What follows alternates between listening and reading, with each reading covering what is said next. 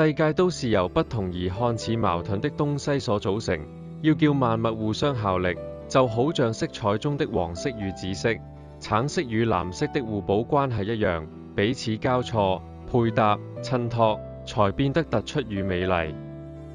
人類的智能發展也一樣，內在配搭、群體互補，一切才變得更好。上一集與大家分享了多元智能中，籠統歸納為右手左腦範圍的3個智能，包括語言、邏輯與博物。這期與大家一起分享屬於左手右腦的3個智能，還有屬於自我反省與人際關係的2個智能。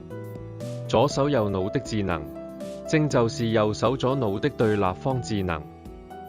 智能之間不單是1對1智能的對立，而是整個左右面積的對立。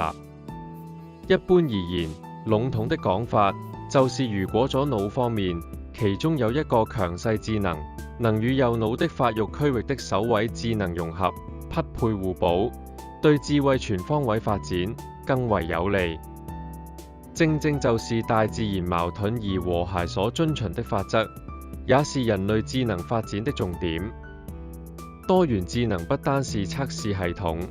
而是一個培養智慧途徑的理論。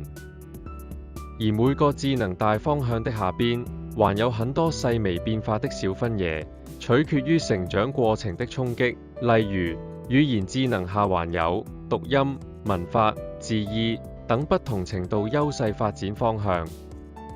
而對立智能的栽培，更是完整智慧發育的重要策略。首先，與大家分享空間智能，就是畫家、雕塑家、設計師、地質學家、考古學家的重要天賦才能。但大家可能忽略，軍事家及政治家更需要依靠空間智能的支撐。畫家方面，當然少不了介紹達芬奇、莫奈、畢加索、張大千。雕塑家，大家必須看看羅丹的作品。相信 Coco Chanel 這個名字，很多人都並不會陌生。還有著名的 Christian Dior， 這些設計師的產品正是眾多女士們傾慕的對象，他們也是空間智能的代表人物。常聽到一個民間傳說，說有畫畫天賦的孩子，每每讀書能力會較差。這就是智能發展強勁一方延緩對立智能發展的典型例子。但反過來，如果家長發現孩子有繪畫的天賦，不要氣餒，而是好好利用，先栽培他們的繪畫成就，再利用成就滿足感的精神力量，通過遊戲學習，引進語文、邏輯互補的練習。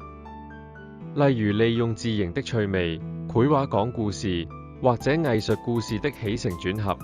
再逐步轉化成2種智能的配搭。我們熟悉的華裔建築師貝聿銘，可以算是空間智能與邏輯智能的混合體，就是最典型對立智能相互發展的成果。他的作品充滿空間美感，同時結構精密，明顯是2種智能互補及搭配的成果。戲劇注重舞台上的走位，通過演員佈局的位置，就能產生戲劇的張力，將人置身於舞台視覺畫面當中，成為美感畫面的組成部分，因此帶來一個流動的圖像。這種看不見成果，但想象出自己的美態，必然是空間能力的掌握訓練。正如畫家繪畫心中的畫面，常常不是畫家肉眼所見，而是心中腹稿。所以，人類歷史才能產生超越攝影機的偉大視覺作品。因此，戲劇常被譽為是空間智能、肢體智能及語言智能配搭成長的溫床。木偶更加重視戲偶之間的距離感及與觀眾的投射分寸。這些肉眼表面看不見，但存在於想像的空間感，正是空間智能的重要訓練。而這些訓練對於對立智能的開發非常重要，特別是政治家、軍事家。大家不會以為曹操、司馬懿及諸葛亮只是讀死書的文人嗎？當大家從網絡短片中看到2、3歲孩子能夠在空中翻滾，彷彿體操選手一樣，舞蹈家在舞台上飛躍旋轉。體操、跳水、劍擊、攀石運動員當然是這方面才能的代表，不用介紹，大家只需翻看奧運紀錄片，就能數出當一、二。2020及2024年中國女子跳水運動員全紅嬋，大家應該耳熟能詳。還有體操界的天王李寧，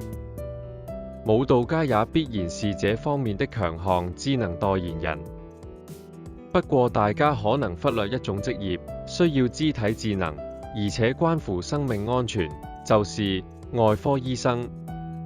因為外科手術關鍵不是醫學知識，而是對於些微位置的手感。香港前民政事務局長何志平醫生正是這方面的精英。他成長的訓練不單是語言及知識的學習，更重要是一位小提琴演奏家，而獲取赴美留學的機會也是音樂所帶來。他在華人眼科手術當中獨佔鰲頭，不是單純因為他讀書讀得好，而是他在小提琴演奏中所展現出的小肌肉肢體智能。所以只要在肢體智能成長的過程中加入其他智能的培養，他就有機會成為社會上重要精英分子。當大家欣賞馬友友的大提琴演奏，驚訝譚盾在世界音樂界的地位，或者懷緬黃霑、我們的霑叔音樂才華，大家對他們的音樂成就從何而來，一定感到興趣。音樂智能是多元智能中依靠天賦能力最多的一個。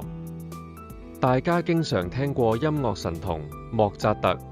他少年時就已經技驚四座的音樂表現。雖然大家對貝多芬的評價普遍都說是靠後天努力的成就，不過大家可能忘記其實貝多芬也是一個音樂天才少年。不過音樂成就必須配搭其他智能才能有結果，例如作曲就必須配搭邏輯智能，填詞必須配搭語言智能。當黃霑年輕時口琴演奏的才華及後來語文訓練的出眾，經過配搭成就能綻放。所以音樂智能最講求天賦，也是最需要配搭才能成為智慧成就。人際關係智能就是擁有與人交往能力天賦表現的人。內省智能就是每時每刻都謹慎思考，步步為營，尋找因果關係，總結經驗，在過程中能忍耐，慢慢拆解及發現答案的反思能力。人際關係智能的小朋友常給人有一種聰明、醒目的感覺，但經常會沒有深思熟慮，而容易犯上錯誤。內省智能則會因為過於保守、遲緩而失去先機。人際關係智能及內省智能，明顯就是在培養過程中必須互補、配搭的智能，兩項智能缺一不可。如果這兩項智能的互補，能在與左右腦兩方面的任何智能強項進行配搭，一般來說，所綻放的智慧成就火花將會更璀璨。多元智能不單只像 IQ 測試一樣，作為判斷智能高低的技術，更加重要的是讓我們掌握孩子智能發展的方向與特性，作出智能互補、完整全人培育的理念。所以多元智能理論關鍵不在於測試，而在於掌握其強項特質，進行全方位的對立智能培養。繪本閱讀、戲劇、木偶、旅遊及運動，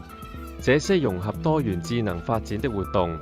將會成為孩子智能成就發展機會最大的培養方法。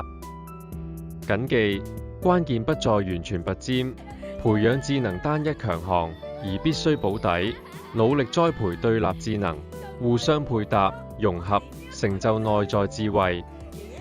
更重要是能夠建立小朋友與人協作關係，讓他們在整個社會中發揮關鍵部件的角色，取長補短，互補共融。這才是面對未來，真正培養智慧下一代的良方。